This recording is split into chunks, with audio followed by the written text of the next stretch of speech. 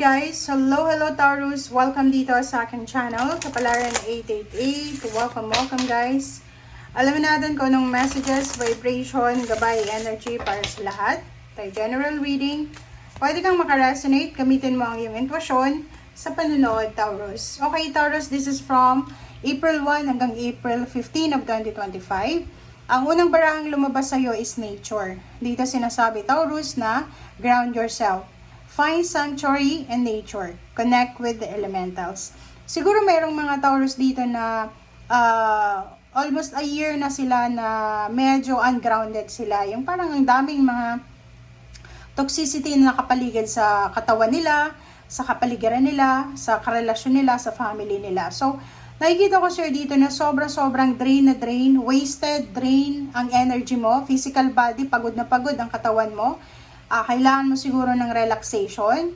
Nakikita ko sir dito na hirap kang hanapin yung peace of mind. Kasi yung mga taong gumagawa ng, or yung mga taong nagiging cause ng sakit ng ulo mo or ng problema is nasa paligid lang. So dito sinasabi na ground yourself. So it's time for you to relax. It's time for you to meditate. Parang yung pagpo-procrastinate natin dito is kailangan na nating tapusin. Okay? Kailangan mong alagaan ang sarili mo, Taurus. Gamitin mo ang nature, tubig, dagat, trees, anuman, sun, moon, gamitin mo siya para i-ground yung sarili mo, ma-replenish yung energy mo, and then magkaroon ka ulit ng parang excitement sa buhay mo and motivation. Okay.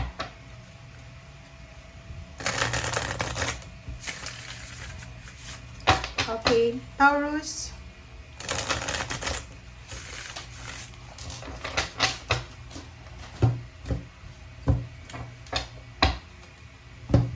First card natin is King of Swords. So, yun. Yung King of Swords na to, sinasabi ng barahan na oras na para kumilos ka. Yung King of Swords na to, sinasabi sa'yo ng barahan na oras na para kalimutan ang nakaraan, oras na para sa advancement, oras na para sa forward movement.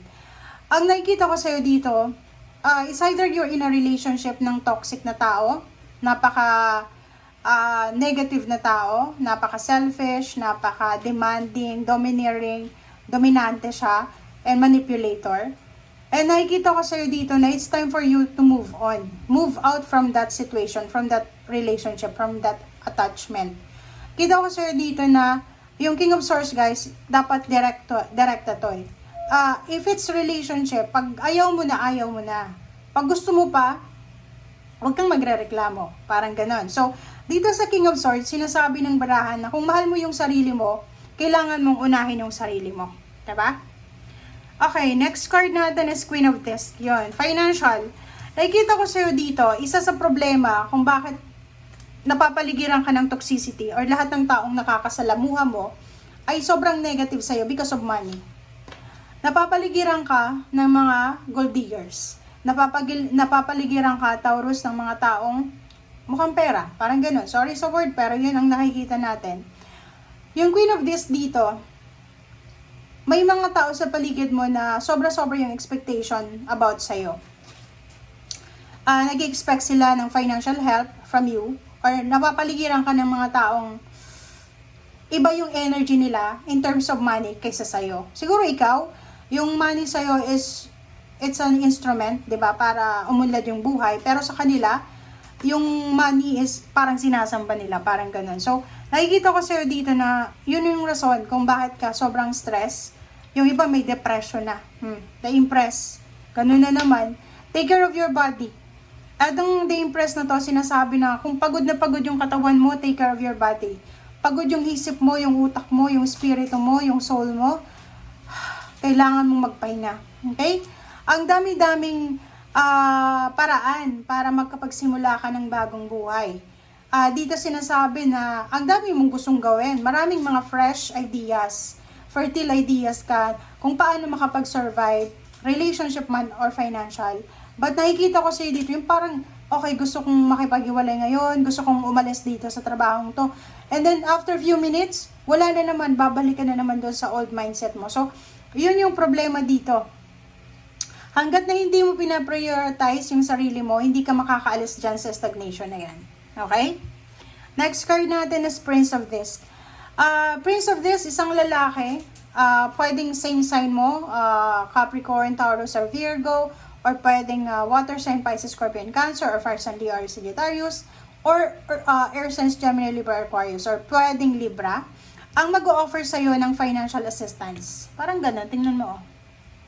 At ang taong to, babae or lalaki man siya, kasi wala namang gender sa tarot, sinasabi na po, willing siya na tulungan ka para makapag-start over. Willing ka na tulungan para makapagsimula ka na bumangon ulit from what situation na meron ka sa ngayon. Tingnan mo, 10 of this.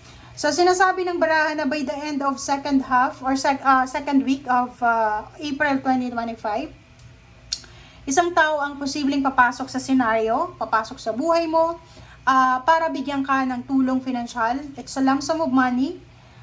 Pwedeng trabaho yung ibibigay niya sa'yo, or pwedeng bibigyan ka niya ng, pautangin ka niya ng pera, or pwedeng yung taong ito ay bibigyan ka ng pagkakataon para makahanap ka ng mas malaking sweldo, mas magandang trabaho, mas magandang lugar, or makaalis ka dyan sa stagnation na pinagdadaanan mo. Okay.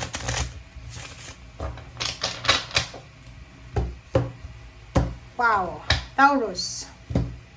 Next card natin, diba? Choices and decision. Nakikita ko sir dito, Taurus, na masyado kang nahihirapan talaga sa mga options and decision. Yun nga, sabi ko sa kanina, pabago-bago ng isip mo. Gusto mong magbago ngayon, like for example, gusto mong lumipat ng trabaho, ng company, ng country, or ng lugar. Ngayon, gusto mo. Tomorrow, ayaw mo na naman. So, nakikita ko sir dito, kailangan mo ng balanse. Kailangan mo ng balanse, kailangan mong i-weigh yung mga circumstances. Justice card, sinasabi ng Justice card sa'yo na good karma, karmic justice. May karma ka na posibleng matanggap ngayong April na to. Pwedeng karmic contract, pwede may contract signing sa job, sa bahay, like may nagre-renta ng bahay, may bibili ng bahay, or anything. So, nakikita ko sir dito na expect unexpected justice, expect unexpected balance sa buhay mo. Or kailangan mo talaga yan. Diba? Whew! Mag-iingat ka. Mag-iingat ka, Taurus, kasi posibleng ma-involve ka sa mga away. Yun lang. Kailangan mong mag-ingat sa pakikipag-away, lalo na sa relationship. Sabi ko sa'yo, ang karelasyon mo sa ngayon, if you're in a relationship, girlfriend or boyfriend, live-in partner, ang karelasyon mo na to, medyo may konti siyang problema. Okay? May problema siya, anger management. Hindi niya makontrol yung emotion niya. Hindi siya marunong humawak ng situation. So, every time na nag-aaway kayo, every time na yung mga chance na nag-aaway kayo, pwedeng mauwi sa hindi magandang pangyayari. And ending, ikaw yung kailangan na mag-suffer niyan. Okay? So, kailangan mo mag-iingat talaga. Okay? So, dito sinasabi na whatever discussion or pagdedebate, pataasan ng pride sa relationship or kanino man ito, iwasan mo yan. Kasi mahirap itong lusutan. Okay? Napakabuti ng energy mo, Taurus. Ikaw yung isa sa pinaka-kalmado, mabait, maunawain. Pero hindi natin alam kung bakit lahat ng na-attract ng mga tao ay sobrang negative, toxic, manipulator, domineering. So, yun lang. Diba? Sinasabi ng baraha dyan, umiwas ka sa tukso ng pakikipagsagutan, pakikipag-away, let go mo na lang yung sitwasyon, withdraw the situation, kasi baka pagsisihan mo yan sa bandang huli. Sa ngayon, sinasabi ng baraha sa'yo na pag-isipan mong mabuti ang mga options, diba? Ang 7 of Cups na sinasabi dito sa'yo ng tarot. Pag-isipan mo ng mabuti kung ano yung makakabuti sa'yo, hindi sa ngayon. Bukas, makalawa sa future. Isipin mo, kung yung pinoproblema mo nga sa ngayon is yung environment mo or relationship, isipin mo, siya ba ay karapat-dapat 5 years from now? Siya ba or eto bang lugar na to is magmamatter ba to sa buhay ko 5 years from now? So, parang ganun. So, yun yung tanong mo dapat sa sarili mo. And King of Wands, nakikita ko sa'yo dito na badly needed mo talaga yung trabaho. May iba na Taurus na may trabaho, pero hindi sila masaya sa trabaho nila. Meron naman na Taurus na unemployed, and talagang gustong-gusto nilang makapaghanap na ng trabaho. So, nakikita ko sa'yo dito na may mga tao na willing kang tulungan. Hindi mo lang sila masyadong mapansin kasi yung focus mo ay nasa isang tao lamang or nasa isang trabaho or sa isang company or sa isang lugar. So, kailangan mong mag-explore, 'di ba? Mag-explore ka, tumingin ka sa labas mo, tumingin ka sa labas kasi masyado kang nakafocus sa comfort zone mo. Okay? Thank you guys for watching. Bye!